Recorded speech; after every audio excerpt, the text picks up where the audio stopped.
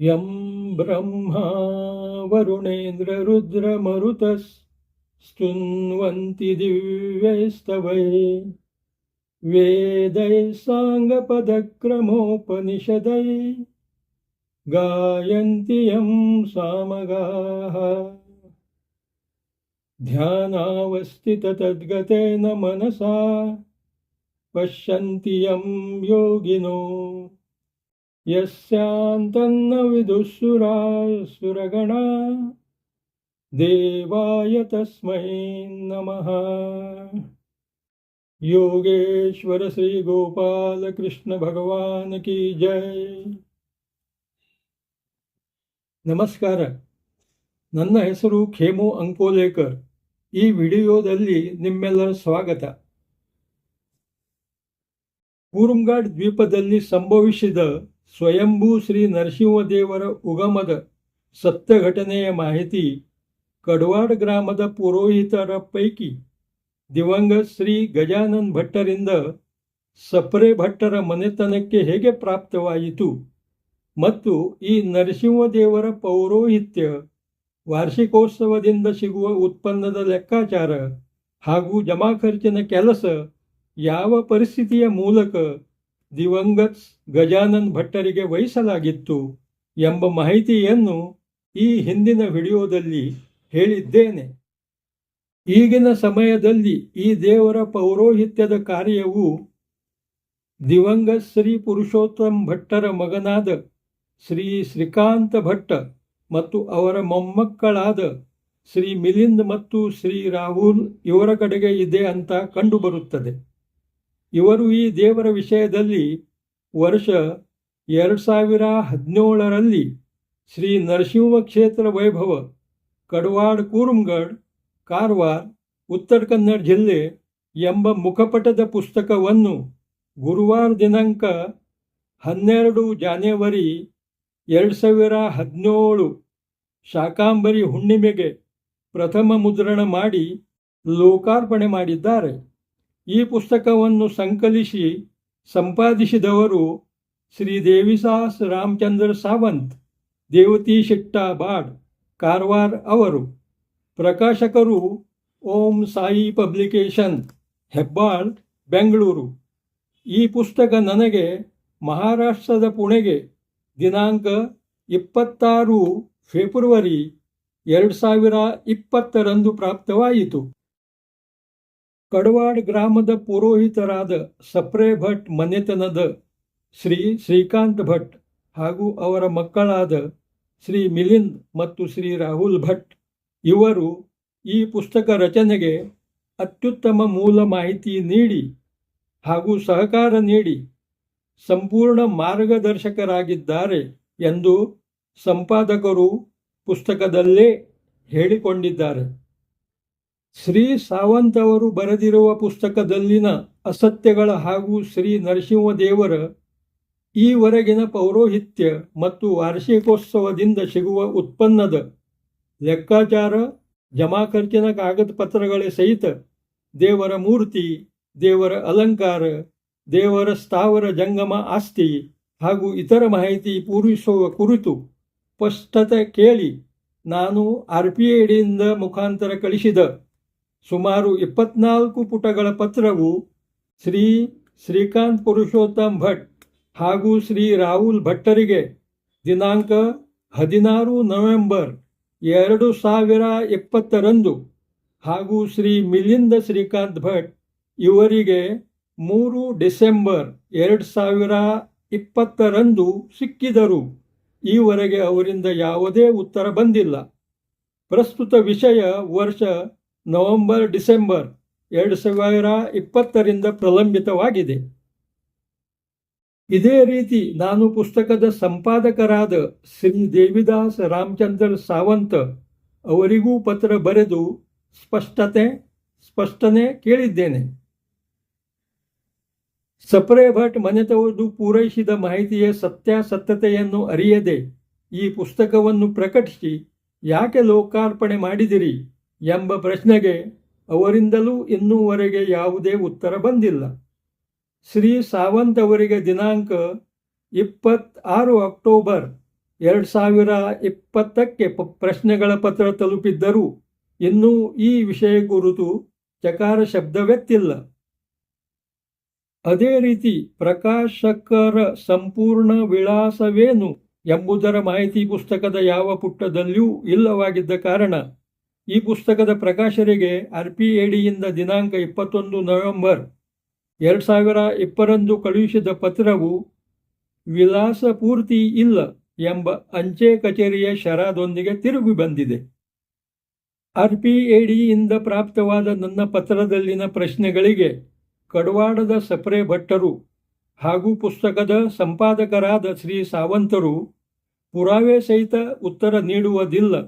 ಇದು ಲಕ್ಷ್ಯಕ್ಕೆ ಬಂದ ನಂತರ ನಾನು ಪುನಃ 6 ಫೆಬ್ರವರಿ 2023 ಪತ್ರ ನೀಡಿ ಈ ಪತ್ರದ ನಕಲು ಪ್ರತಿಲಕ್ಷಿಸಿ ನಾನು ಅಂದರೆ ಖೇಮುಪುರ್ಸು ಅಂಕೋಲೆಕರ್ ಸ್ವತಃ ಬರೆದು ಪ್ರಕಟಿಸಿದ ಪುಸ್ತಕ ಕುರುಮ್ಗಢ್ ದ್ವೀಪ ಸ್ವಯಂಭೂ ಶ್ರೀ ನರಸಿಂಹದೇವರ ಉಗಮ ಭಾಗ 1 ನೋಂದಾಯಿತ ಅಂಚೆ ದ್ವಾರ ಅವರೆಲ್ಲರಿಗೂ ಕಳಿಸಿದ್ದೇನೆ. ಅವರು ಪ್ರಕಟಿಸಿದ ಶ್ರೀ ನರಸಿಂಹ ಕ್ಷೇತ್ರ ವೈಭವ ಪುಸ್ತಕದಲ್ಲಿನ ಸುಳ್ಳು ಮತ್ತು ಮೋಸದ ಬರವಣಿಗೆಯ ಸಂದರ್ಭದಲ್ಲಿ ನಾನು ಉಪಸ್ಥಿತ ಮಾಡಿದ ಪ್ರಶ್ನೆಗಳಿಗೆ ಪುರಾವೆ ಸಹಿತ ಉತ್ತರ ನೀಡದಿಲ್ಲದಿದ್ದರೆ ನಿಮ್ಮೆಲ್ಲರ ವಿರುದ್ಧ ಕಾನೂನಾತ್ಮಕ ಕ್ರಮ ಕೈಗೊಳ್ಳಲಾಗುವುದೆಂಬ ಮಾಹಿತಿಯನ್ನು ನಾನು ಅವರೆಲ್ಲರಿಗೆ ನೀಡಿದ್ದೇನೆ. ಅವರ ಪುಸ್ತಕದಲ್ಲಿನ ಸುಳ್ಳು ಮತ್ತು ಮೋಸದ ಮಾಹಿತಿಯನ್ನು ನಾನು ಮಾನನೀಯ ಜಿಲ್ಲಾಧಿಕಾರಿಗಳು ಕಾರವಾರ ಮತ್ತು ಸೂಪರಿಂಟೆಂಡೆಂಟ್ ಆಫ್ ಪೊಲೀಸ್ ಕಾರವಾರ ಅವರಿಗೆ ದಿನಾಂಕ 6 ಫೆಬ್ರವರಿ 2023 ಪತ್ರ ನೀಡಿ ತಿಳಿಸಿದ್ದೇನೆ. ನಂತರ ದಿನಾಂಕ 16 ಫೆಬ್ರವರಿ 2023 ದಿನಾಂಕ 16-17 ಮಾರ್ಚ್ 2023 ದಿನಾಂಕ 18 ಮಾರ್ಚ್ 2023 ದಿನಾಂಕ 7 ನವೆಂಬರ್ 2023 ದಿನಾಂಕ 2 ಡಿಸೆಂಬರ್ 2023 ಹೀಗೆ ಹಲವಾರು ಪತ್ರಗಳನ್ನು ಮಾನ್ಯವರಲ್ಲಿ ನೀಡಿ ಅವರ ಪುಸ್ತಕದಲ್ಲಿನ ಸುಳ್ಳು ಮತ್ತು ಮೋಸದ ಬರವಣಿಗೆಯ ಸಂದರ್ಭದಲ್ಲಿ ನಾನು ಉಪಸ್ಥಿತ ಮಾಡಿದ ಪ್ರಶ್ನೆಗಳಿಗೆ ಕಡವಾಡ ಗ್ರಾಮದ ಸಪರೆ ಭಟ್ಟರು ಹಾಗೂ ಆ ಪುಸ್ತಕದ ಸಂಪಾದಕರಾದ ಶ್ರೀ ಸಾವಂತ್ ಅವರು ಪುರಾವೆ ಸಹಿತ ಈವರೆಗೆ ಯಾವುದೂ ಉತ್ತರ ನೀಡಲಿಲ್ಲ ಅಂತ ತಕರಾರು ದಾಖಲು ಮಾಡಿದ್ದೇನೆ. ಹಾಗೂ ಮಾನನೀಯ prime minister of India, office of the prime minister, New Delhi ಇವರಿಗೆ ಈ ವಿಷಯದಲ್ಲಿ ನಾನು ನೋಂದಾಯಿತ ಅಂಚೆ ದ್ವಾರ ಕಳಿಸಿದ ಪತ್ರ ಮತ್ತು ಈ ಪತ್ರದ ಜೊತೆಗೆ ಲಗತ್ತಿಸಿದ ನಕಲು ಪ್ರತಿ ಅನುಕ್ರಮ 1ರಿಂದ 14 ಅವರಿಗೆ ದಿನಾಂಕ 9 ನವೆಂಬರ್ 2024 ಪ್ರಾಪ್ತವಾಗಿದೆ. ಈ ಪತ್ರದಲ್ಲಿ ಸಪರೆ ಭಟ್ಟರು ಕುರುಮ್ಗಢ್ ಶ್ರೀ ನರಸಿಂಹದೇವರ ವಾರ್ಷಿಕೋತ್ಸವದ ಮತ್ತು ಇತರ ಆದಾಯ ವೆಚ್ಚದ ಜಮಾ ಖರ್ಚಿನ ಮಾಹಿತಿ ಲಿಖಿತವಾಗಿ ಈವರೆಗೂ ಸಾರ್ವಜನಿಕವಾಗಿ ಪ್ರಕಟಿಸಲಿಲ್ಲ. ಈ ವಿಷಯದಲ್ಲಿ ಚೌಕಶಿ ಮಾಡಿ ರೊಕ್ಕದ ಅಪಹರಣವಾಗಿದ್ದು ಕಂಡು ಬಂದರೆ ಅವರೆಲ್ಲರ ಮೇಲೆ ಯೋಗ್ಯ ಕ್ರಮ ತೆಗೆದುಕೊಳ್ಳಬೇಕು. ಹೀಗೆ ಮಾನನೀಯ ಪ್ರಧಾನಮಂತ್ರಿಗಳಿಗೆ ನಾನು ವಿನಂತಿ ಮಾಡಿದ್ದೇನೆ. ಈ ವಿಷಯದಲ್ಲಿ ನಿರ್ಣಯ ಮಾಡುವ ಅಧಿಕಾರಿಗಳು ತಹಸೀಲ್ದಾರ್ ಗ್ರೇಡ್ 1 ಕಾರವಾರ ಅವರು ಇದ್ದುದರಿಂದ ತಾವುಗಳು ಕಾರವಾರ ಇಲಾಖೆಯವರನ್ನು ಸಂಪರ್ಕಿಸಿ ನಿರ್ಣಯ ಪಡೆಯುವರೆಂದು ಪ್ರಧಾನಮಂತ್ರಿ ಆಫೀಸ್ನವರು ನನಗೆ ತಿಳಿಸಿದ್ದಾರೆ. ಮಾನನೀಯ ಜಿಲ್ಲಾಧಿಕಾರಿಗಳು ಕಾರವಾರ ಅವರು, ಮಾನನೀಯ ತಹಸೀಲ್ದಾರ್ ಕಾರವಾರವರು ಈ ವಿಷಯದ ಸಂದರ್ಭದಲ್ಲಿ ಈವರೆಗೆ ಹಲವಾರು ಪತ್ರ ಸಪ್ರೆ ಭಟ್ಟರಿಗೆ ಮತ್ತು ಸಂಪಾದಕ ಶ್ರೀ ಸಾವಂತ್ ಅವರಿಗೆ ನೀಡಿ ನೀವು ಪ್ರಕಟಿಸಿದ ಶ್ರೀ ನರಸಿಂಹ ಕ್ಷೇತ್ರ ವೈಭವ ಈ ಪುಸ್ತಕದಲ್ಲಿನ ಸುಳ್ಳು ಮತ್ತು ಮೋಸದ ಬರವಣಿಗೆಯ ಹಾಗೂ ಆದಾಯ ವೆಚ್ಚದ ಜಮಾ ಖರ್ಚಿನ ಸಂದರ್ಭದಲ್ಲಿ ಶ್ರೀ ಖೇಮುಪುರ್ಸು ಅಂಕೋಲೇಕರ್ ಅವರು ಉಪಸ್ಥಿತ ಮಾಡಿದ ಪ್ರಶ್ನೆಗಳಿಗೆ ಪುರಾವೆ ಸಹಿತ ಉತ್ತರ ನೀಡಬೇಕು ಹೀಗೆ ತಿಳಿಸಿದ್ದಾರೆ.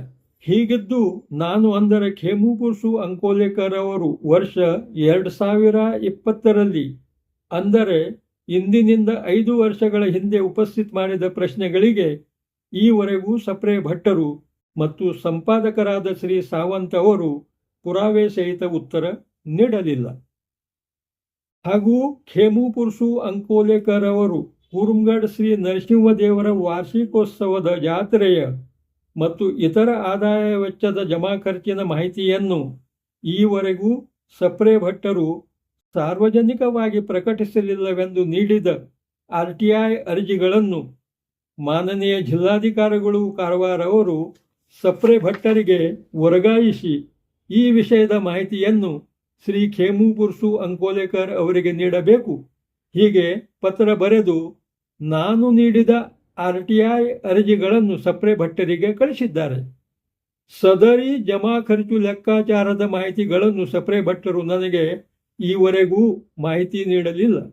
ಈ ವಿಷಯದಲ್ಲಿ ನಾನು ವರಿಷ್ಠ ಅಧಿಕಾರಿಗಳು, ಮಾನ್ಯ ಜಿಲ್ಲಾಧಿಕಾರಿಗಳು ಕಾರವಾರ ಹಾಗೂ ಮಾನ್ಯ ಪ್ರಧಾನಮಂತ್ರಿಗಳು ಭಾರತ ಸರ್ಕಾರ ಇವರ ಕಡೆಗೆ ನಿರಂತರ ಪ್ರಯತ್ನ ಮಾಡಿ ಒತ್ತಡ ನಿರ್ಮಾಣ ಮಾಡಿದ ನಂತರ ಈಗ ಸಪ್ರೆ ಭಟ್ಟರು ಗೌರವಾನ್ವಿತ ಸಹಾಯಕ ಆಯುಕ್ತರು ಜಿಲ್ಲಾಧಿಕಾರಿಗಳು ಮುಜರಾಯಿ ಇಲಾಖೆ ಕಾರವಾರ ಇವರಿಗೆ ದಿನಾಂಕ 3 ಜೂನ್ 2025ರಂದು ಪತ್ರ ನೀಡಿ ಆ ಪತ್ರದ ಜೊತೆಗೆ ಇನ್ನೂ 5 ಪತ್ರಗಳ ನಕಲು ಪ್ರತಿ ಜೋಡಿಸಿದ್ದಾರೆ. ಸಪ್ರೆ ಭಟ್ಟರು ದಿನಾಂಕ 3 ಜೂನ್ 2025ರಂದು ನೀಡಿದ RTI ಪತ್ರ ಹಾಗೂ ಅದಕ್ಕೆ ಜೋಡಿಸಿದ 5 ಪತ್ರಗಳ ನಕಲುಗಳನ್ನು ನಾನು ಮಾನ್ಯವರಲ್ಲಿ ರೂಪಾಯಿ 57 ಫೀ ಜಮಾ ಮಾಡಿ ಪ್ರಾಪ್ತ ಮಾಡಿಕೊಂಡಿದ್ದೇನೆ. ಆದ್ದರಿಂದ ಆ ಪತ್ರಗಳ ಪ್ರತಿಯೊಂದು ಪತ್ರದ ಮೇಲೆ ಸಹಾಯಕ ಆಯುಕ್ತರು, ಹಿಂದೂ ಧಾರ್ಮಿಕ ದತ್ತಿ ಇಲಾಖೆ ಕಾರವಾರ ಹೀಗೆ ಸಿಕ್ಕ ಇದೆ. ಸಪ್ರೆ ಭಟ್ಟರು ಈ ಪತ್ರದ ಜೊತೆಗೆ ಲಗತ್ತಿಸಿದ ಒಂದು ಪತ್ರದ ಪುಟ 2ರಲ್ಲಿ ಸಪ್ರೆ ಭಟ್ಟರು ಈ ಕೆಳಗಿನಂತೆ ಮಾಹಿತಿ ನೀಡಿದ್ದಾರೆ. ಪೌಷ್ಯ ಪೂರ್ಣಿಮೆಯ ದಸರಾ ಮಹೋತ್ಸವ ಕುರುಮ್ಗಢದಲ್ಲಿ 1 ದಿವಸಕ್ಕೆ ಮಾತ್ರ ಸೀಮಿತವಾಗಿದ್ದು, ಮರುದಿವಸ ಬೆಳಿಗ್ಗೆ ಭಕ್ತ ವೃಂದದವರು ಸಹಕಾರದಲ್ಲಿ ಶ್ರೀ ನರಸಿಂಹದೇವರ ಮೂರ್ತಿಯನ್ನು ನಾಡದೋಣಿ ಮೂಲಕ ಕೋಡಿ ಭಾಗಕ್ಕೆ ತಂದು ಅಲ್ಲಿಂದ ಪಲ್ಲಕ್ಕಿಯಲ್ಲಿ ನನ್ನನ್ಗದ್ದ ಶೃಂಗೇರಿ ಮಾರ್ಗವಾಗಿ ಭಕ್ತ ವೃಂದದವರ ಆರತಿ ಸೇವೆ ಸ್ವೀಕರಿಸಿ ಕಡವಾಡದ ಮೂಲ ನೆಲೆಗೆ ತಲುಪುತ್ತದೆ. ಈ 1 ದಿವಸದ ಜಾತ್ರಾ ಮಹೋತ್ಸವದಲ್ಲಿ ಮಾತ್ರ ಶ್ರೀ ನರಸಿಂಹದೇವರ ದರ್ಶನ ಭಾಗ್ಯ ಭಜಕರಿಗೆ ಲಭಿಸುತ್ತದೆ. ಹೀಗೆ ಸಪ್ರೆ ಭಟ್ಟರು ಆ ಪತ್ರದಲ್ಲಿ ಉಲ್ಲೇಖ ಮಾಡಿದ್ದಾರೆ. ಆದರೆ ಈ ಜಾತ್ರಾ ಮಹೋತ್ಸವ ಸುಮಾರು 3 ದಿನ ಜರುಗುತ್ತದೆ ಅಂತ ಶ್ರೀ ಶ್ರೀಕಾಂತ್ ಪುರುಷೋತ್ತಮ್ ಭಟ್ ಅರ್ಚಕರು ಮಾನ್ಯ ಜಿಲ್ಲಾಧಿಕಾರಿಗಳು ಕಾರವಾರ ಇವರಿಗೆ ದಿನಾಂಕ 23 ಡಿಸೆಂಬರ್ 2019ರಂದು ನೀಡಿದ ಪತ್ರದಿಂದಲೇ ತಿಳಿದು ಬರುತ್ತದೆ. ಈ ಪತ್ರದ ವಿಷಯ ಕುರುಮ್ಗಢ ಶ್ರೀ ನರಸಿಂಹದೇವರ ವಾರ್ಷಿಕ ಜಾತ್ರೆಯ ಕುರಿತು ಬರೆದುಕೊಂಡ ಮನವಿ ಹೀಗೆ ಇದೆ ಮತ್ತು ಆ ಅರ್ಜಿಯಲ್ಲಿಯೇ ಕೆಳಗೆ ಜಾತ್ರೆಗೆ ಸಂಬಂಧಪಟ್ಟ ಪ್ರಮುಖ ಅಂಶಗಳು ಈ ಶೀರ್ಷಿಕೆಯಲ್ಲಿನ ಅನುಕ್ರಮ ನಂಬರ್ 1ರಿಂದ 6ರಲ್ಲಿ ಕೆಳಗಿನಂತೆ ಮಾಹಿತಿ ನೀಡಿದ್ದಾರೆ. ನಂಬರ್ 1 ದಿನಾಂಕ 10/1/2020ರಂದು ಬೆಳಿಗ್ಗೆ 8 ಗಂಟೆಗೆ ನರಸಿಂಹದೇವರು ಕುರುಮ್ಗಢಕ್ಕೆ ಕಡವಾಡದಿಂದ ಪಯಣ. ಅನುಕ್ರಮ ನಂಬರ್ 2 10 ಗಂಟೆಯಿಂದ ದೇವರ ದರ್ಶನ, ಮಧ್ಯಾಹ್ನ ಪೂಜೆ, ಲೀಲಾವು. ಅನುಕ್ರಮ ನಂಬರ್ 3 ರಾತ್ರಿ 12 ಗಂಟೆಗೆ ಮಹಾಪೂಜೆ. ಅನುಕ್ರಮ ನಂಬರ್ 4 ದಿನಾಂಕ 11 ಜಾನ್ವರಿ 2020 ಬೆಳಿಗ್ಗೆ 8 ಗಂಟೆಯ ಸುಮಾರಿಗೆ ದೇವರು ಕುರುಮ್ಗಢದಿಂದ ನಿರ್ಗಮಿಸಿ ಅವಳೇವಾಡ ಕೋಡಿ ಭಾಗಕ್ಕೆ ಸುಮಾರು 9 ಗಂಟೆಗೆ ತಲುಪುವುದು. ಅಲ್ಲಿ ಪೂಜೆ ಪುರಸ್ಕಾರ ಮುಗಿಸಿ 12 ಗಂಟೆಗೆ ರಸ್ತೆಯ ಮಾರ್ಗವಾಗಿ ಕಡವಾಡಕ್ಕೆ ಹೊರಟುವುದು. ಅನುಕ್ರಮ ನಂಬರ್ 5 ಮಾರ್ಗ ಮಧ್ಯದಲ್ಲಿ ಸಾರ್ವಜನಿಕರು ದೇವರಿಗೆ ಆರತಿ ಮಾಡುವುದು, ಹಣ್ಣು ಹಂಪಲಗಳ ಲೀಲಾವು ನಡೆಯುವುದು. ಅನುಕ್ರಮ ನಂಬರ್ 6 ದಿನಾಂಕ 12 ಜಾನ್ವರಿ 2020 ಬೆಳಗ್ಗೆ 8 ಗಂಟೆಗೆ ಮೂಲ ಸ್ಥಾನಕ್ಕೆ ತಲುಪುವುದು. ಮೇಲಿನಂತೆ ಜಾತ್ರೆಗೆ ಸಂಬಂಧಪಟ್ಟ ಅಂಶಗಳ ಅವಲೋಕನ ಮಾಡಿದರೆ ಈ ಜಾತ್ರಾ ಮಹೋತ್ಸವ ದಿನಾಂಕ 10 ಜನವರಿ 2020ರಿಂದ ದಿನಾಂಕ 12 ಜಾನ್ಯವರಿ 2020 ಬೆಳಗ್ಗೆ 8 ಗಂಟೆಯ ತನಕ ಸುಮಾರು 3 ದಿನ ನಡೆಯುತ್ತದೆ ಅಂತ ಸಪ್ರೆ ಭಟ್ಟರೇ ಮಾನನೀಯ ಜಿಲ್ಲಾಧಿಕಾರಿಗಳು ಕಾರವಾರ ಇವರಿಗೆ ನೀಡಿದ ಪತ್ರದ ಮೂಲಕ ತಿಳಿದು ಬರುತ್ತದೆ. 3 ದಿನ ಕುರುಮ್ಗಢ ಜಾತ್ರಾ ಮಹೋತ್ಸವ ಜರುಗುತ್ತಿದ್ದ ಕಾರಣ ಆದಾಯದ ದೃಷ್ಟಿಯಿಂದ ಅತಿ ಮಹತ್ವದ್ದಾಗಿದೆ. ಆದ್ದರಿಂದ ಆ ಪತ್ರದ ಪುಟ 3ರಲ್ಲಿ ಶ್ರೀ ನರಸಿಂಹದೇವರ ಜಾತ್ರಾ ಮಹೋತ್ಸವದ 1 ದಿನ ಬಿಟ್ಟರೆ ಬೇರೆ ಯಾವುದೇ ರೀತಿಯ ಉತ್ಪನ್ನವಿರುವುದಿಲ್ಲವೆಂದು ಪ್ರತಿ ಓರ್ವ ನಾಗರಿಕರಿಗೂ ಅರಿತಿದ್ದಾರೆ. ಹೀಗೆ ಉಲ್ಲೇಖ ಮಾಡಿದ್ದು ಸರಿಯೇ? ಮತ್ತು ಸುಮಾರು ಈ 3 ದಿವಸಗಳ ಕಾಲದಲ್ಲಿ ನಾಗರಿಕರೇ ನೀಡಿದ ಕಾಣಿಕೆ, ದೇಣಿಗೆ, ಹಣ್ಣು ಹಂಪಲ, ತುಳಾಭಾರ ಸೇವೆಯಿಂದ ಬಂದ ರೊಕ್ಕ ಸ್ವೀಕರಿಸಿ ಮೇಲಿನಂತೆ ತಪ್ಪು ಸುಳ್ಳು ಬರೆದಿದ್ದು ಪ್ರತಿಯೊಬ್ಬ ನಾಗರಿಕರಿಗೂ ಮೋಸ ಮಾಡುವ ಪ್ರಕ್ರಿಯೆಯ ಭಾಗವಾಗಿದೆ ಅಂತ ತಿಳಿದು ಬರುತ್ತಿಲ್ಲವೇ? ಸಪ್ರೆ ಭಟ್ಟರು ಗೌರವಾನ್ವಿತ ಆಯುಕ್ತರು ಮುಜರಾಯಿ ಶಾಖೆಯವರಿಗೆ ನೀಡಿದ ಪತ್ರದ ನಕಲು ಪುಟ 2ರಲ್ಲಿ ಶ್ರೀ ನರಸಿಂಹದೇವರ ಮೂರ್ತಿ ಕುರುಮ್ಗಢದಲ್ಲಿ ಪ್ರತಿಷ್ಠಾಪಿಸಿದ ಹುಣ್ಣಿಮೆಯಂದು 1 ದಿವಸ ಮಾತ್ರ ಊರಿನ ಅನೇಕ ಭಕ್ತ ವೃಂದದವರು ಪವಿತ್ರ ಸ್ಥಳಕ್ಕೆ ಆಗಮಿಸಿ ದೇವರ ದರ್ಶನ ಭಾಗ್ಯ ಪಡೆದು ತಮ್ಮ ಆಕಾಂಕ್ಷೆಗಳನ್ನು ಪೂರೈಸುವ ಸೇವಾ ಭಾವನೆಯೊಂದಿಗೆ ಫಲ, ಪುಷ್ಪ ಹಾಗೂ ಕಾಣಿಕೆಗಳನ್ನು ಅರ್ಪಿಸುವ ವಾಡಿಕೆ ಇರುತ್ತದೆ. ಹೊರತಾಗಿ ದೇವರ ಸನ್ನಿಧಿಗೆ ದೇಣಿಗೆ ನೀಡುವ ಪರಪಾಠ ಇರುವುದಿಲ್ಲ. ಹೀಗೆ ಸಪ್ರೆ ಭಟ್ಟರು ಬರೆದಿದ್ದಾರೆ. ಮತ್ತು ಇದೇ ಪತ್ರದ ಪುಟ 4ರಲ್ಲಿ ಶ್ರೀ ಸನ್ನಿಧಿಯ ಉತ್ಸವದ ಖರ್ಚು ವೆಚ್ಚದ ಬಗ್ಗೆ ಯಾವುದೇ ಲಿಖಿತ ದಾಖಲೆಗಳು ಈವರೆಗೂ ಇಟ್ಟಿದ್ದು ಇರುವುದಿಲ್ಲ.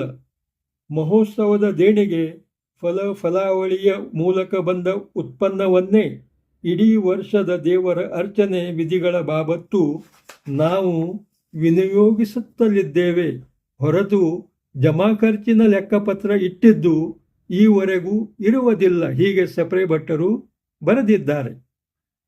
ಮೇಲಿನ ಒಂದೇ ಪತ್ರದ ಪುಟ 2ರಲ್ಲಿ ದೇಣಿಗೆ ನೀಡುವ ಪರಿಪಾಠ ಇರುವುದಿಲ್ಲ ಹೀಗೆ ಬರೆಯುವುದು ಮತ್ತು ಇದೇ ಪತ್ರದ ಪುಟ 4ರಲ್ಲಿ ದೇಣಿಗೆ ಮತ್ತು ಫಲಾವಳಿಯ ಮೂಲಕ ಬಂದ ಉತ್ಪನ್ನವನ್ನೇ ವಿನಿಯೋಗಿಸುತ್ತಲಿದ್ದೇವೆ ಹೀಗೆ ಪರಸ್ಪರ ವಿರುದ್ಧವಾಗಿ ಬರೆಯುವುದು ಮತ್ತು ಮೇಲಿನಂತೆ ಸಾರ್ವಜನಿಕರು ನೀಡಿದ ರೊಕ್ಕದ ಆದಾಯ ವೆಚ್ಚದ ಲೆಕ್ಕಾಚಾರ ಇಡುವುದು ಬಂಧನಕಾರಕವಿದ್ದು ಸಪ್ರೆ ಭಟ್ಟರು ಈ ರೊಕ್ಕದ ಲೆಕ್ಕಾಚಾರ ಲಿಖಿತವಾಗಿ ಇಟ್ಟಿಲ್ಲವೆಂದು ಪತ್ರ ನೀಡುವುದು.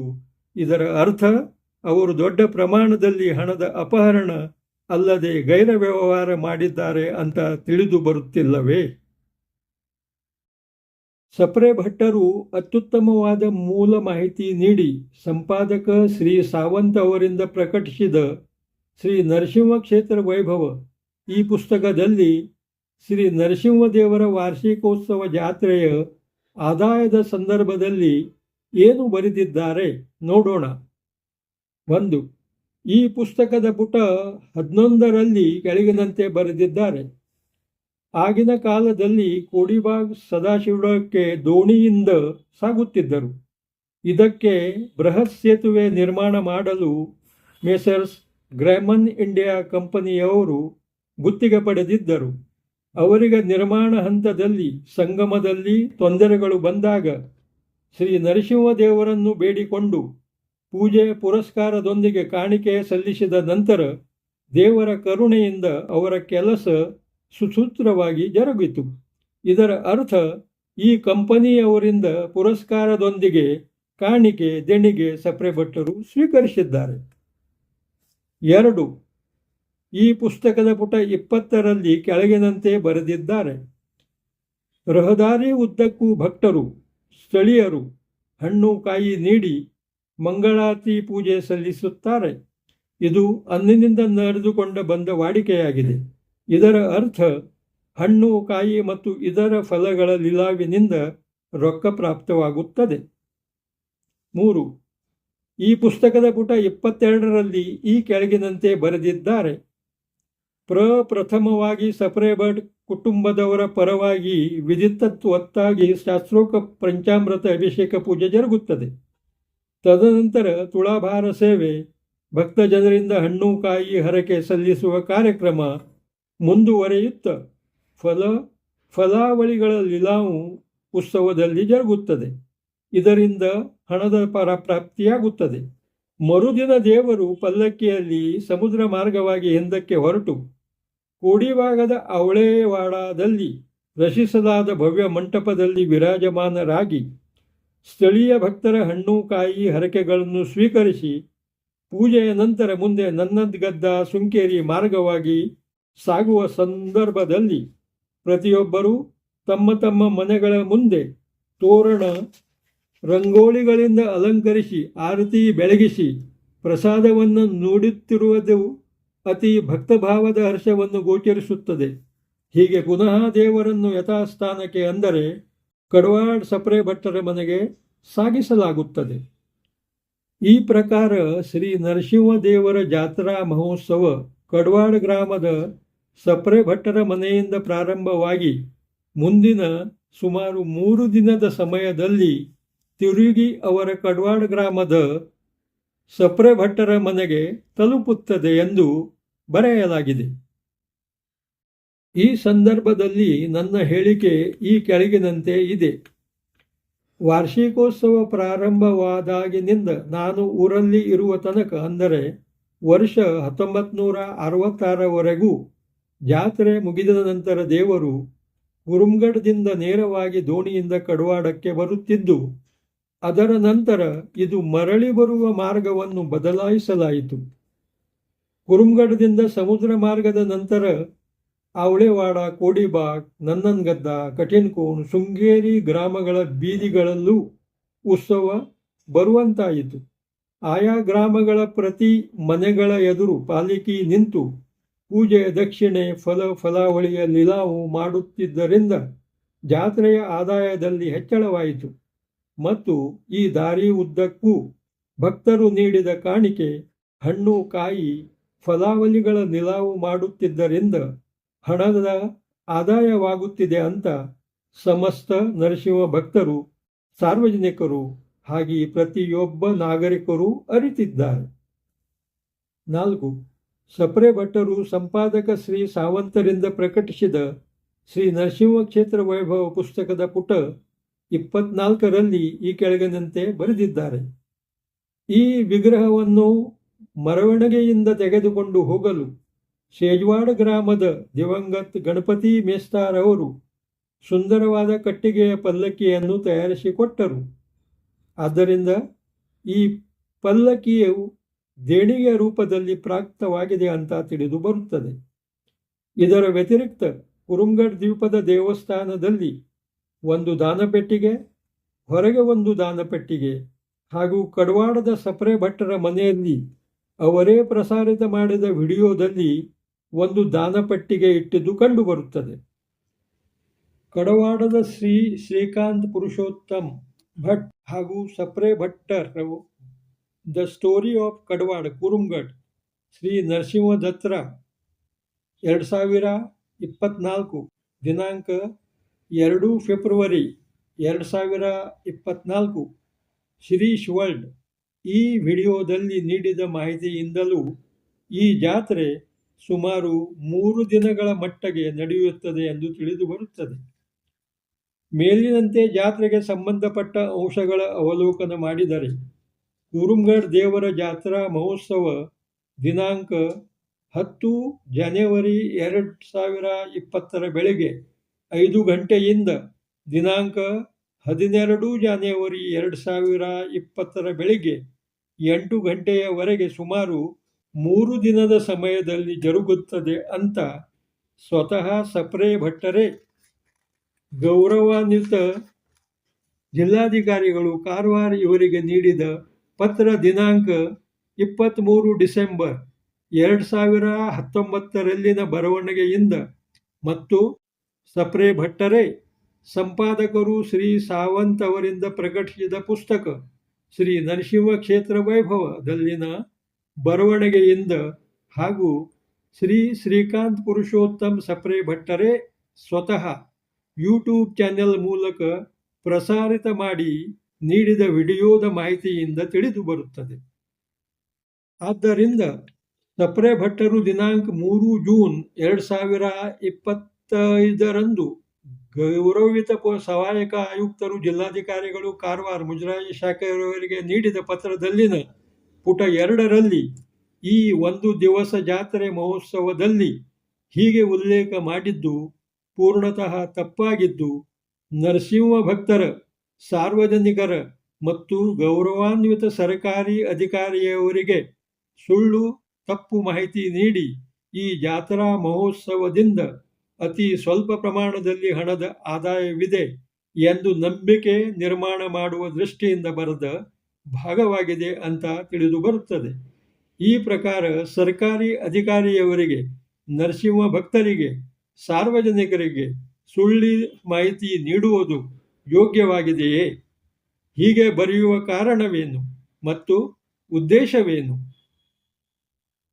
ಸಪ್ರೆ ಭಟ್ಟರು ಕುರುಮ್ಗಢ ಶ್ರೀ ನರಸಿಂಹದೇವರ ಪೌಷ ಪೂರ್ಣಿಮೆಯ ಜಾತ್ರೆಯ ಸಂದರ್ಭದಲ್ಲಿ ಶಿರೀಶ್ ವರ್ಲ್ಡ್ ಈ ಯೂಟ್ಯೂಬ್ ಚಾನೆಲ್ ಮೇಲೆ ದಿನಾಂಕ 2 ಫೆಬ್ರವರಿ 2024ರಂದು ಪ್ರಕಾಶಿತ ಮಾಡಿದ ದ ಸ್ಟೋರಿ ಕಡವಾಡ ಕುರುಮ್ಗಢ ಶ್ರೀ ನರಸಿಂಹ ದತ್ರಾ 2024 ಈ ವಿಡಿಯೋದಲ್ಲಿ ದೇವರ ಜಾತ್ರೆಯ ಮಾಹಿತಿ ಮತ್ತು 8:38 ದೇವರ ಬೆಳ್ಳಿಯ ಮೂರ್ತಿ, ದೇವರ ಪಾಲಕಿ, ದೇವರ ಮುಕುಟ, ದೇವರ ಕಲಶಗಳ ಮಾಹಿತಿ ಕೆಳಗಿನಂತೆ ನೀಡಿದ್ದಾರೆ ಮತ್ತು ದೇವರ ಅಲಂಕಾರಗಳ ಮಾಹಿತಿ ಶಿರೀಶ್ ವರ್ಲ್ಡ್ ಈ ಯೂಟ್ಯೂಬ್ ಚಾನೆಲ್ ಮೇಲೆ ದಿನಾಂಕ 23 ಜನವರಿ 2025ರಂದು ಪ್ರಕಾಶ ಮಾಡಿದ ನರಸಿಂಹ ಅಲಂಕಾರ ಫುಲ್ ವಿಡಿಯೋ 2025ರಲ್ಲಿ ಇದೆ. ಈ ವಿಡಿಯೋದಲ್ಲಿ 9:15 ದೇವರ ಅಲಂಕಾರದ ಸಂದರ್ಭದಲ್ಲಿನ ಮಾಹಿತಿ ಕೆಳಗಿನಂತೆ ನೀಡಿದ್ದಾರೆ. ಈ ವಿಡಿಯೋದಲ್ಲಿ ಕಡವಾಡ ಗ್ರಾಮದ ಶ್ರೀ ಶ್ರೀಕಾಂತ ಪುರುಷೋತ್ತಮ್ ಸಪ್ರೆ ಭಟ್ಟರು ಹಾಗೂ ಅವರ ಸಂಬಂಧಿಯವರಾಗಿದ್ದ ಶ್ರೀ ಸುಹಾಸ್ ಕುಡ್ಕೆ ಭಟ್ ಗೋವಾದವರು ನೀಡಿದ ಮಾಹಿತಿ ಈ ಕೆಳಗಿನಂತಿದೆ. 1. ಸಪ್ರೆ ಭಟ್ ಮನೆತನದವರ ಪೂರ್ವಜರಿಗೆ ಒಬ್ಬ ಸಾಧು ಸನ್ಯಾಸಿಯವರು ಕೋಡಿವಾಗ್ ಅರಬ್ಬಿ ಸಮುದ್ರ ಸಂಗಮ ಸ್ಥಾನದ ನೀರಿನಲ್ಲಿ ಮುಳುಗಿ ಹೊರಗೆ ತೆಗೆದು ಅವರ ಪೂರ್ವಜರಿಗೆ ನೀಡಿದ ಶಾಲಿಗ್ರಾಮ್ ಸೀಲೆ ದೇವರ ಕಥೆಯ ಮಾಹಿತಿ ನೀಡಿದ್ದಾರೆ. ಆದ್ದರಿಂದ ಈ ಶಾಲಿಗ್ರಾಮ್ ಸೀಲೆ ದೇವರು ಸಪ್ರೆ ಭಟ್ ಮನೆತನದ ದೇವರು ಅಂತ ಅವರ ಹೇಳಿಕೆ ಇದೆ. ಈ ವಿಷಯದಲ್ಲಿನ ನನ್ನ ಅಂದರೆ ಖೇಮು ಪುರ್ಸು ಅಂಕೋಲೇಕರ್ ಅವರ ಹೇಳಿಕೆ ಹೀಗೆ ಇದೆ. ಸುಮಾರು 300-350 ವರ್ಷಗಳ ಹಿಂದೆ ಸಪ್ರೆ ಭಟ್ಟರ ಮನೆತನದ ಕಡವಾಡದ ಮನೆಗೆ ಒಬ್ಬ ಯೋಗಿ ಸನ್ಯಾಸಿ ಬಂದು ಕೆಲವು ಕಾಲ ತಂಗಿದ್ದರು ಎಂಬ ಕಥೆಯನ್ನು ಶ್ರೀ ನರಸಿಂಹ ಕ್ಷೇತ್ರ ವೈಭವ ಈ ಪುಸ್ತಕದಲ್ಲಿ ಸಂಪಾದಕ ಶ್ರೀ ಸಾವಂತರು ಮುಖ್ಯ ಕಥೆ ಎನ್ನುವಂತೆ ಬರೆದಿದ್ದಾರೆ. ಅದಕ್ಕೆ ಯಾವುದೇ ಆಧಾರವಿಲ್ಲ. ಈ ಯೋಗಿ ಸನ್ಯಾಸಿ ಯಾರು, ಅವರ ಹೆಸರು ಏನು, ಎಲ್ಲಿಂದ ಬಂದರು, ಯಾವ ಇಸ್ವಿ ತಿಂಗಳು ತಿಥಿಯಲ್ಲಿ ಆ ಸನ್ಯಾಸಿ ಆಗಮಿಸಿದ್ದ, ಆಗ ಸಪ್ರೆ ಭಟ್ಟರ ಮನೆತನದವರ ಸದಸ್ಯರ ಹೆಸರು ಏನು, ಹಾಗೂ ಆ ಸಾಧು ಸನ್ಯಾಸಿ ಕೋಡಿವಾಗ್ ಸಂಗಮ ಸ್ಥಾನದಲ್ಲಿ ನೀರಿನಲ್ಲಿ ಮುಳುಗಿ ಹೊರಗೆ ತೆಗೆದ ಶಾಲಿಗ್ರಾಮ ಸೀಲೆ ನರಸಿಂಹ ದೇವರ ಪೌರೋಹಿತ್ಯ ಸಪ್ರೆ ಭಟ್ಟರ ಮನೆತನದ ಯಾರಿಗೆ ಲಭಿಸಿತು ಎಂಬುದರ ವಿವರಗಳೂ ಇಲ್ಲ.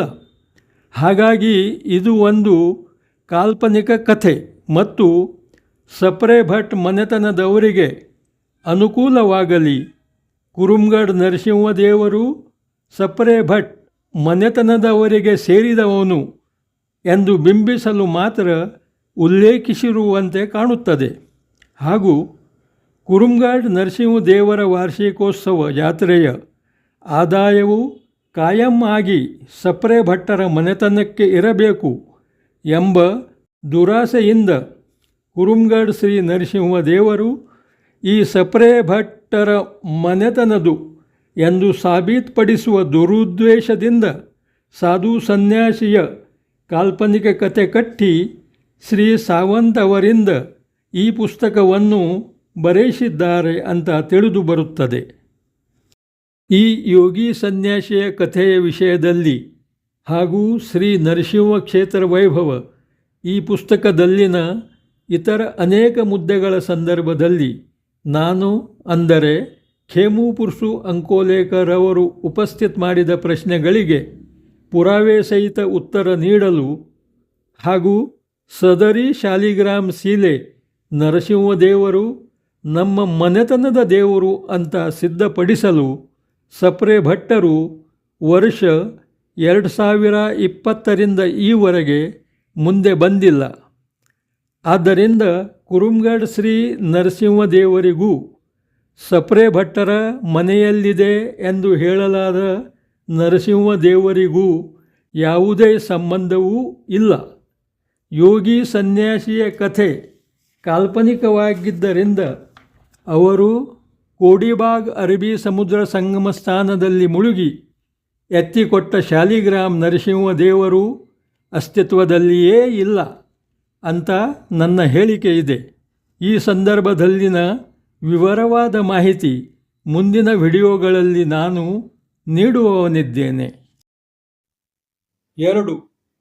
ಈ ದೇವರ ಪ್ರಭಾವ ಮೀನುಗಾರರಿಗೆ ಕಂಡು ಬಂದಿದ್ದರಿಂದ ಈ ಮೀನುಗಾರರು ಬೆಳ್ಳಿಯ ದೇವರ ಮೂರ್ತಿಯ ನಿರ್ಮಾಣ ಮಾಡಿದ್ದಾರೆ. 3. ಈ ಬೆಳ್ಳಿಯ ದೇವರ ಮೂರ್ತಿ ಸುಮಾರು 60 ವರ್ಷ ಹಿಂದಿನ ಕಾಲದಲ್ಲಿ ಮಾಡಲಾಗಿದೆ. 4. ಈ ದೇವರ ಮುಕುಟ ಕಲಶಗಳನ್ನು ಅಲಂಕಾರಗಳನ್ನು ಕರ್ನಾಟಕ ರಾಜ್ಯ ಹಾಗೂ ಗೋವಾ ರಾಜ್ಯದ ಭಕ್ತರಿಂದ ಹಾಗೂ ಸಾರ್ವಜನಿಕರು ನೀಡಿದ ದೇಣಿಗೆ ವರ್ಗಣೆ ಮೂಲಕ ಪ್ರಾಪ್ತವಾದ ರೊಕ್ಕದಿಂದ ಮಾಡಲಾಗಿದೆ ಎಂಬ ಮಾಹಿತಿಯನ್ನು ಆ ವಿಡಿಯೋಗಳಲ್ಲಿ ನೀಡಿದ್ದಾರೆ. ಈ ದೇವರ ಬೆಳ್ಳಿಯ ಮೂರ್ತಿಯ ಸಹಿತ ದೇವರ ಅಲಂಕಾರ ಮತ್ತು ದೇವರ ಸ್ಥಾವರ ಜಂಗಮ ಆಸ್ತಿಗಳ ವಿಷಯದಲ್ಲಿನ ಮಾಹಿತಿ ನೀಡಲು ನಾನು ಖೇಮುಪುರ್ಸು ಅಂಕೋಲೇಕರ್ ಕಡವಾಡದ ಸಪ್ರೆ ಭಟ್ಟರಿಗೆ ವರ್ಷ 2020ರಲ್ಲಿ ಅವರಿಗೆ ಪ್ರಾಪ್ತವಾದ 24 ಪುಟಗಳ ಪತ್ರದಲ್ಲಿ ವಿನಂತಿ ಮಾಡಿದ್ದೇನೆ. ಆದರೆ ಈ ವಿಷಯದಲ್ಲಿ ಖೇಮು ಅಂಕೋಲೇಕರ್ ಅವರಿಗೆ ಹಿಂದಿನ 5 ವರ್ಷಗಳ ಕಾಲದಿಂದ ಇನ್ನೂವರೆಗೆ ಈ ಬಗ್ಗೆ ಮಾಹಿತಿ ಸಪ್ರೆ ಭಟ್ಟರು ನೀಡಲಿಲ್ಲ ಮತ್ತು ಗೌರವಾನ್ವಿತ ಸಹಾಯಕ ಆಯುಕ್ತರು ಜಿಲ್ಲಾಧಿಕಾರಿಗಳು ಮುಜರಾಯಿ ಇಲಾಖೆ ಕಾರವಾರ ಇವರಿಗೆ ದಿನಾಂಕ 3 ಜೂನ್ 2025ರಂದು ನೀಡಿದ RTI ಪತ್ರಗಳಲ್ಲಿ ದೇವರ ಬೆಳ್ಳಿಯ ಮೂರ್ತಿ, ದೇವರ ಪಾಲಕಿ, ದೇವರ ಮುಕುಟ, ದೇವರ ಬೆಳ್ಳಿಯ ಕಲಶ ಹಾಗೂ ದೇವರ ಬೆಳ್ಳಿಯ ಅಲಂಕಾರಗಳ ಸಂದರ್ಭದಲ್ಲಿಯ ಯಾವುದೇ ಒಂದು ಮಾಹಿತಿ ಸಹ ಏಕೆ ನೀಡಲಿಲ್ಲ? ಇದರ ಅರ್ಥ ಸಪ್ರೆ ಭಟ್ಟರು ಸರ್ಕಾರಿ ಅಧಿಕಾರಿಗಳು ಹಾಗೂ ಸಾರ್ವಜನಿಕರಿಂದ ಈ ವಿಷಯವನ್ನು ಮುಚ್ಚಿಡುವ ಪ್ರಯತ್ನ ಮಾಡಿದ್ದಾರೆ ಅಂತ ತಿಳಿದು ಬರುತ್ತದೆ. ಈ ಪ್ರಕಾರದ ಗೈರ ವರ್ತನೆ, ಗೈರ ವ್ಯವಹಾರ ಸಪ್ರೆ ಭಟ್ಟರು ಈವರೆಗೂ ಮಾಡಿ ಸರ್ಕಾರಿ ಅಧಿಕಾರಿಯವರಿಗೆ ಹಾಗೂ ಸಾರ್ವಜನಿಕರಿಗೆ ಮೋಸ ಮಾಡುತ್ತಿದ್ದಾರೆ ಅಂತ ತಿಳಿದು ಬರುತ್ತಿಲ್ಲವೇ? ಈ ವಿಷಯದಲ್ಲಿ ಸಾರ್ವಜನಿಕರೇ ನಿರ್ಣಯ ಮಾಡಬೇಕೆಂದು ನನ್ನ ಹೇಳಿಕೆ ಇದೆ. 5. ಸದರಿ ಶಾಲಿಗ್ರಾಮ್ ದೇವರ ಬೆಳ್ಳಿಯ ಮೂರ್ತಿ, ಪಲ್ಲಕ್ಕಿ, ಬೆಳ್ಳಿಯ ಮುಕುಟ, ದೇವರ ಕಲಶಗಳು ಹಾಗೂ ಬೆಳ್ಳಿಯ ಅಲಂಕಾರಗಳ ನಿರ್ಮಾಣ ಹಿಂದಿನ 55-60 ವರ್ಷಗಳಲ್ಲಿ ಮಾಡಲಾಗಿದೆ ಎಂಬ ಮಾಹಿತಿಯನ್ನು ಸಪ್ರೆ ಭಟ್ಟರು ಈ ವಿಡಿಯೋದಲ್ಲಿ ನೀಡಿದ್ದಾರೆ. 6. ಸಪ್ರೆ ಭಟ್ಟರು ಅತ್ಯುತ್ತಮ ಮೂಲ ಮಾಹಿತಿ ನೀಡಿ ಸಂಪಾದಕ ಶ್ರೀ ಸಾವಂತ್ ಅವರಿಂದ ಪ್ರಕಟಿಸಿದ ಶ್ರೀ ನರಸಿಂಹ ಕ್ಷೇತ್ರ ವೈಭವ ಈ ಪುಸ್ತಕದ ಪುಟ 5ರಲ್ಲಿ ಈ ಕೆಳಗಿನಂತೆ ಬರೆದಿದ್ದಾರೆ. ಕರಾಡೆ ಸಂಪ್ರದಾಯದ ಸಪ್ರೆ ಭಟ್ಟರು ಬ್ರಾಹ್ಮಣ ಮನೆತನದವರು. ಇಲ್ಲಿಯ ಅಂದರೆ ಕಡವಾಡ್ ಗ್ರಾಮದ ಪುರೋಹಿತರಾಗಿದ್ದು ದೇವಸ್ಥಾನಗಳ ಸಮಸ್ತ ಪೂಜಾ ಕೈಂಕರ್ಯ ಉಪಾಸನೆಗಳನ್ನು ವಿಧಿತವಾಗಿ ನೇಮ ನಿಷ್ಠೆಯಿಂದ ಪುರಾತನ ಕಾಲದಿಂದಲೂ ಪೂರೈಸಿಕೊಂಡು ಬಂದಿರುತ್ತಾರೆ. ಈ ಸಂದರ್ಭದಲ್ಲಿ ನನ್ನ ಹೇಳಿಕೆ ಈ ಕೆಳಗಿನಂತೆ ಇದೆ. ಸಪ್ರೆ ಭಟ್ಟರು ಪುರಾತನ ಕಾಲದಿಂದ ದೇವಸ್ಥಾನದ ಸಮಸ್ತ ಕಾರ್ಯಗಳನ್ನು ವಿಧಿತವಾಗಿ ನೇಮನಿಷ್ಠೆಯಿಂದ ಪೂರೈಸಿಕೊಂಡು ಬರುತ್ತಿದ್ದರಿಂದ ಅವರಿಗೆ ಈ ದೇವಸ್ಥಾನದ ದೇವರ ನೋಂದಣಿ ಮಾನ್ಯ ಜಿಲ್ಲಾಧಿಕಾರಿಗಳು ಕಾರವಾರ ಮುಜರಾಯಿ ಶಾಖೆ ಇವರಲ್ಲಿ ಮಾಡಬೇಕಾಗುತ್ತದೆ ಎಂಬುದು ಗೊತ್ತಿದೆ. ಇದು ಕಾಮನ್ ಸೆನ್ಸ್ ಇದ್ದು ಕಾಯ್ದೆಯ ಅನ್ವಯ ಬಂಧನಕಾರಕವಾಗಿದೆ ಎಂಬುದು ಅವರಿಗೆ ತಿಳಿದಿದೆ. ಆದರೆ ಈವರೆಗೂ ಸಪ್ರೆ ಭಟ್ಟರು ಕುರುಮ್ಗಢ ನರಸಿಂಹದೇವರ ನೋಂದಣಿ ಸರಕಾರಿ ಇಲಾಖೆಯಲ್ಲಿ ಮಾಡಲಿಲ್ಲ. ಇದಕ್ಕೆ ಕಾರಣವೇನು? ಕುರುಮ್ಗಢ ಶ್ರೀ ನರಸಿಂಹದೇವರ ಜಾತ್ರಾ ಮಹೋತ್ಸವದ ಪ್ರಚಾರ ಪ್ರಸಾರ ಮಾಡಲು ಮತ್ತು ಜಾತ್ರೆಯ ಮ್ಯಾನೇಜ್ಮೆಂಟ್ ಯೋಗ್ಯ ರೀತಿಯಿಂದ ನಡೆಸುವ ದೃಷ್ಟಿಯಿಂದ ಹಾಗೂ ಈ ದೇವರ ಆದಾಯ ವೆಚ್ಚದ ಲೆಕ್ಕಪತ್ರ ಅಚ್ಚುಕಟ್ಟಾಗಿ ಇರುವ ಸಂದರ್ಭದಲ್ಲಿ ಕಾಯ್ದೆ ಕಾನೂನು ಪ್ರಕಾರ ಚಾರಿಟೇಬಲ್ ಟ್ರಸ್ಟ್ ಸ್ಥಾಪನೆ ಮಾಡುವ ಅವಶ್ಯಕತೆ ಇದೆ. ಇದು ಸಪ್ರೆ ಭಟ್ಟರಿಗೆ ಗೊತ್ತಿದ್ದು ಅವರು ಟ್ರಸ್ಟ್ದ ನೋಂದಣಿ ಮತ್ತು ಸ್ಥಾಪನೆಯ ಕಾರ್ಯ ಮಾಡಲಿಲ್ಲ. ಇದಕ್ಕೆ ಕಾರಣವೇನು? ಉದ್ದೇಶವೇನು? ಈ ಪ್ರಕಾರದ ಮ್ಯಾನೇಜ್ಮೆಂಟ್ ಇಲ್ಲವಾಗಿದ್ದ ಕಾರಣದಿಂದ ವರ್ಷ 2019ರ ಜಾತ್ರಾ ಮಹೋತ್ಸವ ಕುರುಮ್ಗಢ ದ್ವೀಪದಲ್ಲಿ ಮುಗಿದ ನಂತರ ದೋಣಿಯಿಂದ ತಿರುಗಿ ಬರುವ ಪ್ರವಾಸದಲ್ಲಿ ಸಮುದ್ರದಲ್ಲಿ ಅಪಘಾತವಾಗಿ ಸುಮಾರು 16-17 ಜನ ನರಸಿಂಹ ಭಕ್ತರು ಸಮುದ್ರದ ನೀರಿನಲ್ಲಿ ಮರಣ ಹೊಂದಿದರು. ಇದರ ಜವಾಬ್ದಾರಿ ಯಾರದು? ಶ್ರೀ ನರಸಿಂಹದೇವರನ್ನು ಕರ್ನಾಟಕ ಹಿಂದೂ ಧಾರ್ಮಿಕ ದತ್ತಿಗಳ ಅಧಿನಿಯಮ 1997ರ ಸೆಕ್ಷನ್ 42ರ ಪ್ರಕಾರ ದೇವಸ್ಥಾನದ ನೋಂದಣಿ ಮಾಡಿಕೊಳ್ಳುವ ಅವಶ್ಯಕತೆ ಇತ್ತು. ಇದು ಗೊತ್ತಿದ್ದು ಅವರು ದೇವಸ್ಥಾನದ ನೋಂದಣಿ ಮಾಡಲಿಲ್ಲ. ವಿರುದ್ಧವಾಗಿ ಕುರುಮ್ಗಢದಲ್ಲಿ ಶ್ರೀ ನರಸಿಂಹದೇವರ ದೇವಸ್ಥಾನ ಇಲ್ಲ ಅಂತ ಸುಳ್ಳು ಮಾಹಿತಿ ನೀಡುತ್ತಿದ್ದಾರೆ. ಇದು ಕುರುಮ್ಗಢ ದ್ವೀಪದ ಮೇಲಿನ ಶ್ರೀ ನರಸಿಂಹದೇವರ ದೇವಸ್ಥಾನದ ಫೋಟೋ ನಾನು ನಿಮಗೆ ತೋರಿಸುತ್ತಿದ್ದೇನೆ. ಈ ಪ್ರಕಾರ ಜಾತ್ರಾ ಮಹೋತ್ಸವ ದೊಡ್ಡ ಪ್ರಮಾಣದಲ್ಲಿ ನಡೆಯುತ್ತಿದೆ ಅಂತ ಸಪ್ರೆ ಭಟ್ಟರು ವಿಡಿಯೋದಲ್ಲಿ ಹೇಳಿದ್ದಾರೆ. ಸಪ್ರೆ ಭಟ್ಟರು ಸಂಪಾದಕ ಶ್ರೀ ಸಾವಂತ್ ಅವರಿಂದ ಪ್ರಕಟಿಸಿದ ಶ್ರೀ ನರಸಿಂಹ ಕ್ಷೇತ್ರ ವೈಭವ ಈ ಪುಸ್ತಕದಲ್ಲಿರುವ ಇತರ ಚಿತ್ರಗಳನ್ನು ನೋಡಿದಾಗ ಕುರುಮ್ಗಢಕ್ಕೆ ಅಸಂಖ್ಯಾತ ಭಕ್ತ ಸಮೂಹವು ಆಗಮಿಸುತ್ತಿದ್ದು ಕಂಡುಬರುತ್ತದೆ. ಆದರೆ ಧಾರ್ಮಿಕ ದತ್ತಿ ಕಾಯ್ದೆಗೆ ಅನುಸರಿಸಿ ಈ ದೇವಸ್ಥಾನದ ನೋಂದಣಿ ಮಾನ್ಯ ಜಿಲ್ಲಾಧಿಕಾರಿಗಳು ಕಾರವಾರ ಅವರಲ್ಲಿ ರಿಜಿಸ್ಟರ್ ಮಾಡಲಿಲ್ಲ. ಟ್ರಸ್ಟ್ ಸ್ಥಾಪನೆ ಮಾಡಿ ನೋಂದಣಿ ಮಾಡಲಿಲ್ಲ. ಸಾರ್ವಜನಿಕರಿಂದ ತುಲಾಭಾರ ಸೇವೆ ಮೂಲಕ ಫಲಾವಳಿಗಳ ಲಿಲಾವ ಮೂಲಕ ಕಾಣಿಕೆ, ದೇಣಿಗೆ, ವರ್ಗಣಿ ಹಾಗೂ ಇತರ ಕಾರ್ಯಕ್ರಮಗಳಿಂದ ಹಣ ಸ್ವೀಕರಿಸಿ ಹಣದ ಜಮಾ ಖರ್ಚಿನ ಲೆಕ್ಕಾಚಾರ ಅಚ್ಚುಕಟ್ಟಾಗಿ ಇಡುವ ಅವಶ್ಯಕತೆ ಇದೆ. ಇದು ಗೊತ್ತಿದ್ದು ಈ ಜಾತ್ರೆಯ ಆದಾಯ ವೆಚ್ಚದ ಲೆಕ್ಕಪತ್ರ ಈವರೆಗೂ ಇಟ್ಟಿದ್ದು ಇಲ್ಲ ಅಂತ ಲಿಖಿತವಾಗಿ ಪತ್ರ ನೀಡುವುದು. ಇದನ್ನು ಮಾಡದೇ ಇರುವುದರ ಹಿಂದಿನ ಕಾರಣವೇನು? ಉದ್ದೇಶವೇನು? ಇದು ಸತ್ಯಕ್ಕೆ ಮತ್ತು ಧರ್ಮಕ್ಕೆ ಅನುಸರಿಸಿದ ಮಾಡಿದ ಕಾರ್ಯವಾಗಿದೆಯೇ? ಈ ಬಗ್ಗೆ ನರಸಿಂಹ ಭಕ್ತರು ಮತ್ತು ಸಾರ್ವಜನಿಕರೇ ನಿರ್ಣಯ ಮಾಡಬೇಕೆಂದು ನನ್ನ ಹೇಳಿಕೆ ಇದೆ. ಈ ಮೇಲಿನಂತೆ ಗೌರವಾನ್ವಿತ ಸರ್ಕಾರಿ ಅಧಿಕಾರಿಗಳಿಗೆ ಪತ್ರ ನೀಡಿ ಈ ಲೆಕ್ಕಪತ್ರ ನೀಡುವ ವಿಷಯದಲ್ಲಿ ನಾವು ಮುಕ್ತರಾಗಲು ಶಕ್ಯವಿದೆ. ಹೀಗೆ ಸಪ್ರೆ ಭಟ್ಟರ ನಂಬಿಕೆ ಇದ್ದರೆ ಇದು ಅವರ ಭ್ರಮೆ ಎಂದು ಹೇಳಬೇಕಾಗಬಹುದಾಗಿದೆ. ಆದ್ದರಿಂದ ಪ್ರತಿ ವರ್ಷ ಈ ದೇವರ ಜಾತ್ರಾ ಮಹೋತ್ಸವ ಮತ್ತು ಇತರ ಕಾರ್ಯಗಳಿಂದ ಬಂದ ಆದಾಯ ವೆಚ್ಚದ ಲೆಕ್ಕಪತ್ರ ಸಹಿತ ದೇವರ ಬೆಳ್ಳಿಯ ಮೂರ್ತಿ, ದೇವರ ಬೆಳ್ಳಿಯ ಅಲಂಕಾರ ಸಹಿತ ದೇವರ ಸ್ಥಾವರ ಜಂಗಮ ಆಸ್ತಿಯ ಲೆಕ್ಕಪತ್ರ ಹಾಗೂ ಇತರ ಮಾಹಿತಿಗಳನ್ನು ಕೂಡಲೇ ಸಾರ್ವಜನಿಕರಿಗೆ ನೀಡಬೇಕು. ಇದು ಸಪ್ರೆ ಭಟ್ಟರ ಜವಾಬ್ದಾರಿಯಾಗಿದ್ದು ಅವರ ಉತ್ತರದಾಯಿತ್ವವಾಗಿದೆ. ಮತ್ತು ಈ ದೇವರ ಆದಾಯದ ರೊಕ್ಕ ಉಪಯೋಗಿಸಿ ಜನಹಿತದ ಯಾವುದೇ ಒಂದು ಕಾರ್ಯ ಕೈಗೊಂಡಿದ್ದು ಇರುತ್ತಿಲ್ಲವಾಗಿದ್ದ ಕಾರಣ ಈ ಲೆಕ್ಕಪತ್ರದ ಮಾಹಿತಿಯನ್ನು ಸಪ್ರೆ ಭಟ್ಟರು ಕೂಡಲೇ ಪೂರೈಸಲೇಬೇಕು.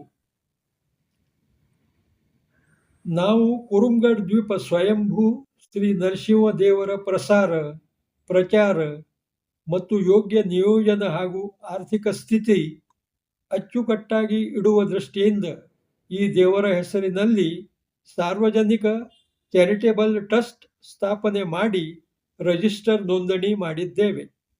ಈ ರಿಜಿಸ್ಟರ್ ಟ್ರಸ್ಟ್ದಲ್ಲಿ ಸಾರ್ವಜನಿಕರಲ್ಲಿಯ ಜವಾಬ್ದಾರಿ ಪ್ರತಿನಿಧಿ ಮತ್ತು ಮಾನನೀಯ ಜಿಲ್ಲಾಧಿಕಾರಿಗಳು, ಮುಜರಾಯಿ ಇಲಾಖೆ ಕಾರವಾರ ಇವರಿಗೆ ಈ ಟ್ರಸ್ಟ್ನಲ್ಲಿ ಸಮಾವೇಶ ಮಾಡುವ ಪ್ರಕ್ರಿಯೆ ಮಾಡುತ್ತಿದ್ದೇವೆ.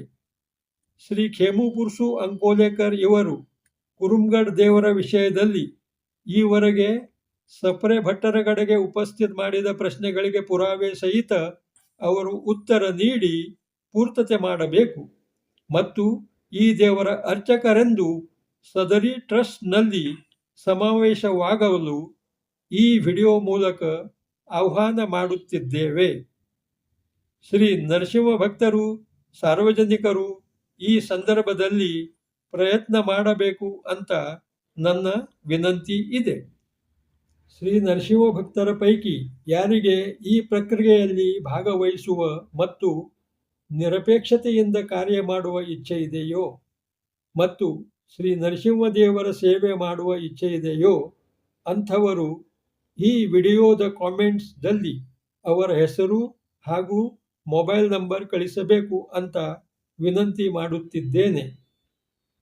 ಕಡವಾಡದ ಸಪ್ರೆ ಭಟ್ಟರು ದಿನಾಂಕ 3 ಜೂನ್ 2025 ಗೌರವಾನ್ವಿತ ಸಹಾಯಕ ಆಯುಕ್ತರು, ಜಿಲ್ಲಾಧಿಕಾರಿಗಳು, ಮುಜರಾಯಿ ಶಾಖೆ ಕಾರವಾರ ಇವರಿಗೆ ನೀಡಿದ RTI ಅರ್ಜಿಯಲ್ಲಿ ಮುಂದೆ ಯಾವ ವಿಷಯದ ಸುಳ್ಳು ಮಾಹಿತಿ ನೀಡಿದ್ದಾರೆ ಅವುಗಳ ಮಾಹಿತಿಯನ್ನು ಮುಂದಿನ ವಿಡಿಯೋದಲ್ಲಿ ನೀಡುವವನಿದ್ದೇನೆ. ಈ ವಿಡಿಯೋವನ್ನು ಕೊನೆಯವರೆಗೂ ನೋಡಿದ ಬಗ್ಗೆ ಧನ್ಯವಾದಗಳು.